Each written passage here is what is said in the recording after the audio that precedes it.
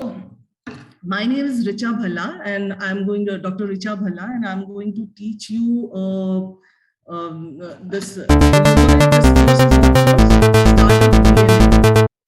So this basically, I have done my PhD in management, and I have 8 years of teaching experience and 12 years of industry experience, 12 plus years of industry experience, in which I have my own startup, and I have a startup experience of 7 years. So my company name is Zeitgeist Retail Private Limited, and I'm the founder and the director of that company. So this is the right course for me, which is given by the college, because I have been in the startup. I know the knowns and the unknowns of the startup business, and how good and bad it can be, and how much preparation you need if you want to go to a startup business. So what I have seen that you all are going to come to Bangalore. Abhi to we are having online classes, but eventually you will be coming to Bangalore. And when you come to Bangalore, it's a hub of startups. So many of you will be getting a job in startups, or many of you will be wanting to start your startup, isn't it? So, and after MBA is the right time either to get into the startup or start a startup job, because most of you, if you are getting a job in Bangalore, you will be getting a job in, many of you, in the startup company. So they have their own characteristics. Startups have their own characteristic, their own culture.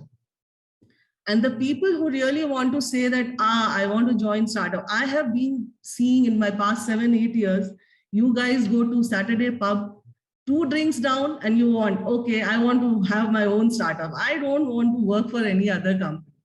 Without realizing, oh, I have 100 ideas and I can start my own startup. So these kind of questions and these kind of dreams I see in the young guys.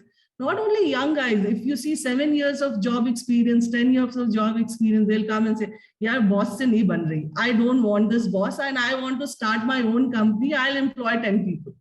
Easy to say, you will have many ideas also to floor, but you have to understand that startup is not an easy line. So basically, this course, we are going to let you understand what, or you can say prepare what is startup and what is entrepreneur, what you need to prepare yourself before you enter into the startup life. Okay. So I will just open my this thing screen and share the PPT with you.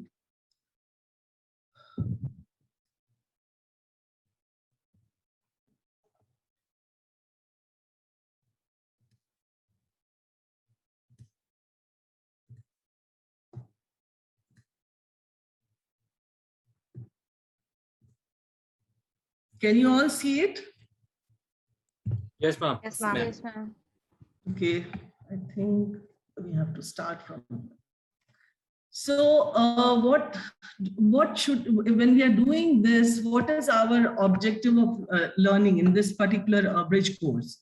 So first we will be learning attitude and characteristics. What entrepreneur characteristics should be, what is their trait, what attitude they should have before entering the entrepreneurial business, or even if you are joining as an employee in the startup. That's a very dynamic organization where you need to have an attitude of an entrepreneur, because you are not going to work a very fixed kind of work which you do in a multinational. You have to be working in a very dynamic situation, and you have to handle everything. You can't say, I'm a marketing person, I will do only marketing, and I'm a project person, I will do only project. So the attitude is very important when you join a startup. And so how do you develop this attitude and characteristics, we will and mindset, we will learn that. Then as a sorry, I am bad at it. My hands goes here and there, and you people's picture is here. Huh? So how entrepreneur perceive the opportunity. The second thing we'll learn, you must be thinking there must be a eureka moment or an aha moment where you will come with an idea and say, oh God, I have an idea. It's a brilliant idea and I can use it. And other people will be thinking, what, we are stupid, we cannot get an idea.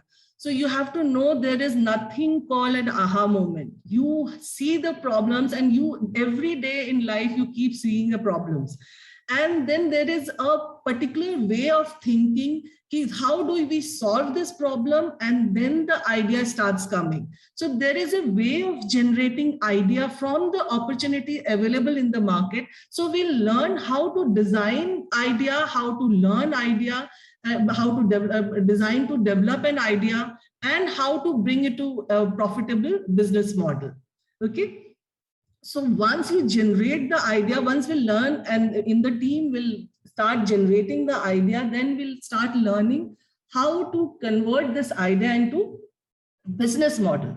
When you will be converting into the business model, you'll start realizing, oh God, idea was great. It is not fitting into the consumer market. It is not fitting into the channel market. It is not fitting into the design market, production. You do not have a vendor. And then you start making changes in your idea, and then the planning and modeling of the business will start happening. Okay. So we'll be doing this part also, and then we'll have a collaborative learning by peers, because you will be working in a team. I will make sure that one in the team, when you tune, one becomes a founder, one becomes a co-founder in the team, other becomes the very analytical member of the team, and then you develop an idea and start pitching for the idea. So basically, you are going to learn the soft skill, and you are going to learn the hard skill of doing the business in the business environment. So basically, I'm going to take you through the journey of making a pitch. I pitch as a student to the seed investor or an angel investor. So because these are the people who are going to invest in your idea. Because if you go to VC, then those are the people who do not invest in your idea. They invest in the model, the business model, and the growth and revenue model of the business. Only the seed investor or the angel investor are going to invest in your idea. And that only happens one person. So, and that happens in the 5 minutes of your pitch, what you give. So the end goal of mine is to make you understand what should go in the pitch and how you can pitch to an angel investor. Am I completely, have you understood the course structure? Yes, ma'am. Yes, ma'am. So the second is, wait, mine is, your faces are coming everywhere, so I'm not able to. The second slide is about the whole 20 classes, which 10 classes of 2 hours will have it. In that, we'll have an introduction about who entrepreneur is, then what is a startup company, generally what are the traits of the entrepreneur, how you develop a team, what is the requirement of a founder, and in terms of personal characteristics as well as a professional requirement, who are co-founder, why co-founders are needed, what are the team member you're going to select, what should you look in the team, and why you should look a team, why can't you do it alone?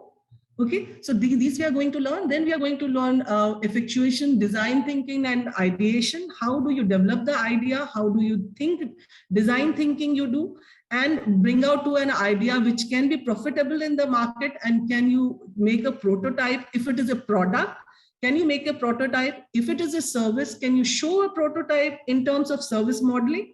Okay, opportunity identification, how do you do in the market? You have an idea, but you do not know where to put it.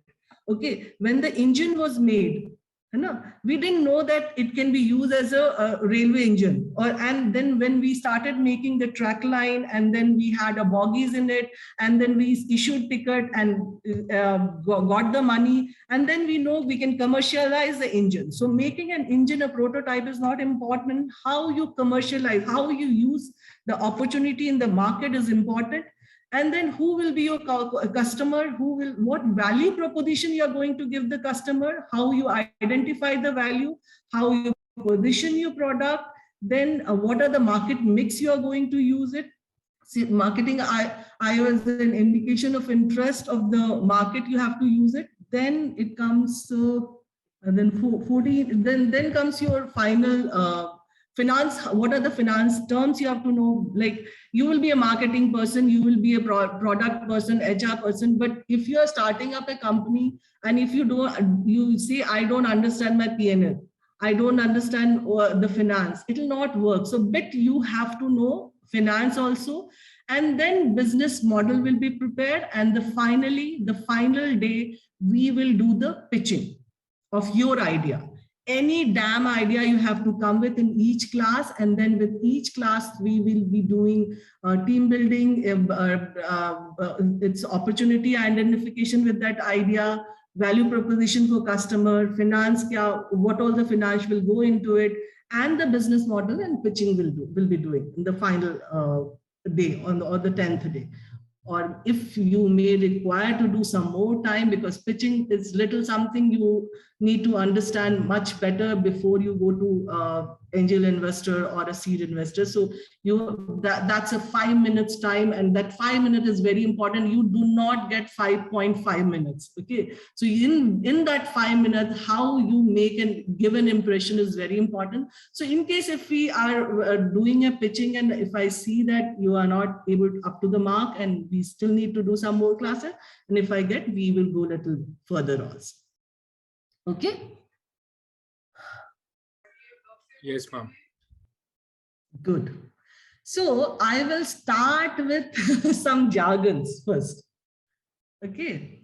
What are these jargons? Because when you are entering any world, some of you have already worked with some of the organization, isn't it? So you know every organization have their own jargons. And jargons will depend on what industry you belong to, what product you belong to, whether it's a techie company, non-techie company. So the jargon will vary, but there will be certain financial jargon, certain marketing jargon will be same. I may not be able to cover many of the jargon, and I may not know many of the jargon also, because I belong to a particular industry, so I may not know all the jargons. So I'll try to start with some of the jargon, and we'll keep doing some or the other jargon in other classes also. And as and when the jargons will come, we'll start. Even if I don't know, I'll just go and check on you. I will ask you also to check, and we'll discuss about those jargons also. Okay? So I'm starting with the jargon, which is very easy. What is founder? Anybody can tell me what is founder? Who are founder? It's easy. It's starter, doer, executor, who has an idea and who's executing. Yeah. The one who comes up with the idea. Yes, very good. The person who comes with the idea is an entrepreneur who wants to become an entrepreneur, who has idea. He may not become a founder. If he is risking his money and starting his business, executing, starting, doing, is a founder. Okay, you establish your business, you risk your money, you become a founder. Okay. Then comes your entrepreneur. I just told you what is entrepreneur. He's a person with an idea. He may not be from the technical background, but he will have lots of idea and he will want to become an entrepreneur, but he may not be an entrepreneur, or he may never become an entrepreneur in life. But if he has an idea and he has a heart to become, he will be called entrepreneur. Then non-technical is a founder when he's from the non-technical background.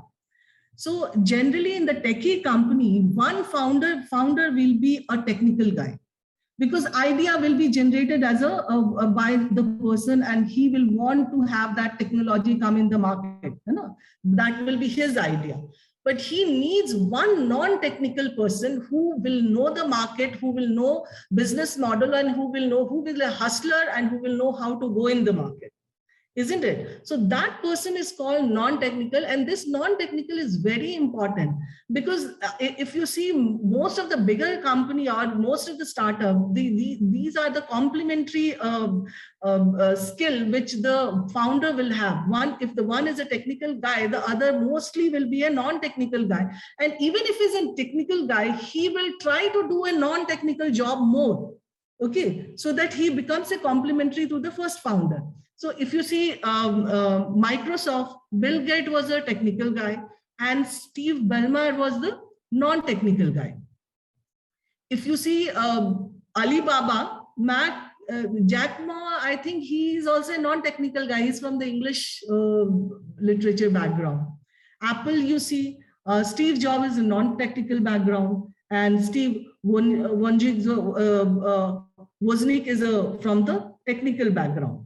Okay, so you will see that this is very important to be from the one founder from the non-technical background also.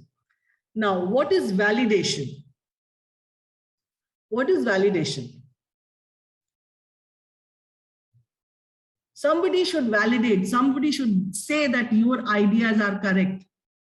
You know? That is called validation. So validation can come from your market research.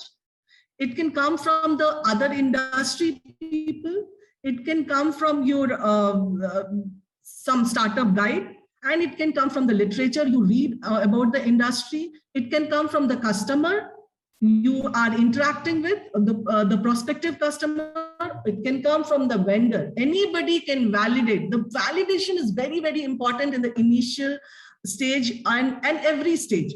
So you need to talk to a lot of people to validate your idea, to validate your business model. And that is why it is said that developing and networking in the business is very important, because you want to validate your idea. And validation is not done by the friends. Friends will always say, oh, your project is very good, your ideas are the great. So never try to be validated by the friends or family. They are not the person who are going to validate your idea. Who will validate? The customer. You can do a market research, or if you have done the segmentation, you can talk to some of the customer. You can do a sampling and talk to the customer. The vendors who are going to supply you, they also can validate. Your mentor can validate you. Okay, so the validation of your idea, because you can't, when you are working, you have risked your money, you have risked your profession, you cannot go in isolation. So validation from the market is very important. Correct? Then you must have heard a lot about scalability. What is scalability?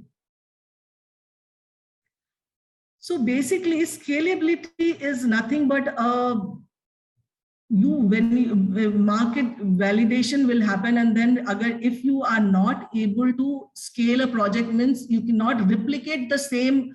If you have done well in one market, and if you cannot replicate the business model in other market and expand your business, expand your revenue, then it will not be a startup. Then it will be any other business, like a barber business or a restaurant business, isolated business which has one idea and they started and they end up there. To be a startup and to attract a venture capitalist or attract a seed investor or attract an angel investor, you need to have a scalability model where you can replicate the same model in other market, and other market, when you replicate, it increases your revenue or increases your customer base or increases your business pattern, which if any kind of growth is shown by that scalability, then only you can attract the investor, and then only you can call that you are the fraternity from the startup world. Okay. Then comes your accelerator. What is an accelerator? Have you heard this word accelerator somewhere in the car, bike? Acceleration. How Yes, do you? ma'am. Yes, ma'am. Yes, ma'am. Ma'am, to boost the business idea. Yes. Though there are certain accelerator. Fund can be accelerator. When you need money to go in the different market, it can be accelerator. Mentors who will teach you how to enter in a different market, how to make a better product, how to reach a customer. It can be accelerator. Okay. So accelerator can be, incubator itself can be accelerator also. So whoever is helping you accelerate in the market, speed up in the market, are the accelerator. There are so many companies who have become an accelerator for new startups. They provide you incubation, and there they provide you mentorship, they provide you a fund, and so they become the accelerator, whether it is a Microsoft accelerator or it is a Intel or it is a Cisco or Oracle. They all have an incubation center, and they give the fund, they help you making prototype so that you can take in the market and test in the market whether the product is good or not. And if your product does well, they also sometimes fund and take back the product, acquire your product. Okay. So there are so many accelerators in the market, and so accelerator becomes an important part of startup jargon. So then comes your incubator. What is incubator? Have you heard incubator? Anywhere else? I'm not talking about startup. Have you heard about incubator? What is? The baby is born and baby is not healthy. It is kept in the incubator. Have you heard that? Yeah, to give Yes, the ma'am. external Yes. care. Yeah. So that actually pediatric from ICU. there only this word has come, incubator. Basically, it's an infrastructure and environment created by the college, industry, or the government where the startup can flourish. You can provide them a space, co-working space. You can provide them, helping them in ideation there. You can provide them a material to use to make their prototype. So it's a basically you give an environment, a place where these at the nation stage, when the startups are there and when they do not have their own money, much money to spend, then these are the infrastructure provided by the either by the government or either by the industry or by the group of people, investors, and that is called even in the colleges. Most of the colleges now have an incubator where you can go sit with the teachers, prepare your idea, prepare your prototype. If it's engineering college, they help you preparing your technical prototype also, and then you can launch the product. Okay, so that is called your incubator, where you will have your, you may have your mentor and you may have your, so where I was, it's incubator, then unicorn. You must have heard a lot of unicorn in India. This Lenscard is a unicorn, Baiju is a unicorn, Unacademy has become a unicorn, or any more name, Flipkart is a unicorn. So what is unicorn? Have you heard unicorn? No. So unicorns are the company which have $1 billion of valuation. So when valuation is done by the company or the venture capitalists, they say that your valuation, your revenue generation is of $1 billion. Your value of brand plus revenue, valuation can take any way. It can be just the revenue, it can be revenue plus your brand value, or it can be brand value, revenue plus the infrastructure you have all together. The valuation, when it is done as a 1 billion, it is called a unicorn. So we have 100 unicorn at least, but I have later I will show you some of the chart where we have written 24 unicorn in 2019, and also up till now I think almost 100 unicorns India has. And top of the lines are your Flipkart, your Unacademy, your Grocer, Upgrade, Digital, Zeta, all these other Big Basket, Baiju. So the Razorpay, all these are your unicorn. Oyo. So these are your unicorns because they are valuated and given a valuation of more than $1 billion. Then comes your, what is the next one? Dragon. What is dragon? In the first round of VC, venture capital, they get more than $1 billion. See, you can be valued billion, but venture capitals might not pay you so much. They might pay lesser amount. So if you are in the very first round, if you are paid that much, that means you are a dragon company. So these are the basically jargon. Uber is called a dragon company. The very first this thing they got up more than $1 billion. So then comes your bootstrapping. What is bootstrapping? Have you heard this word bootstrapping earlier? No, ma'am. Guys, if you are sleeping, we'll change the mode of teaching. I know it's 2 to 4 class, and if nobody's answering, I feel sad. I know I don't like taking too much of theory, but because it's a first class and I have to do certain introduction, so I have to go through some of the theory. So tell me, bootstrapping, nobody has heard?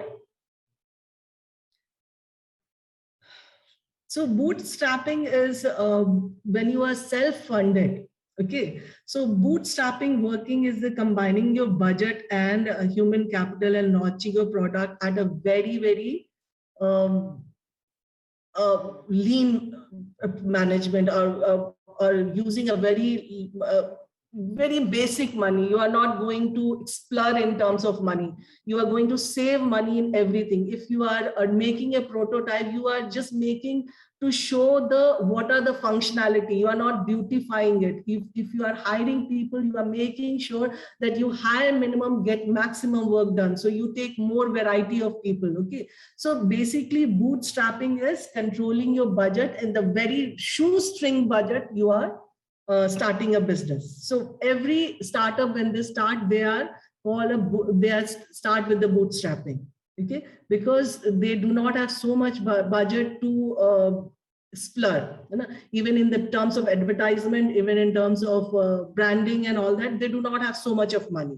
So at that time, you are trying to save money for the maximum for the main purpose. Okay, so that is called your bootstrapping.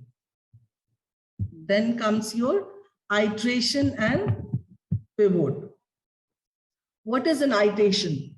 So any startup company, this iteration and pivot is very, very important. If you are not willing for iteration and pivot, you are not a startup company. Iteration is basically you are always ready for small change. When the idea comes, Flipkart, when it came with a, what is that, library, bookstore. Do you know that? The Flipkart, when it first came, it came as a library bookstore, online bookstore. Then they added music, then they added some more thing. And now what you see, the Flipkart actual picture is very different. The business model is very, very different. So when the idea comes and when you take the idea in the market, the vendor, the customer, your own business model will keep changing. And you have to, as you feel that idea is not fitting in the market, until it fits in the market, you have to Leah Matthew,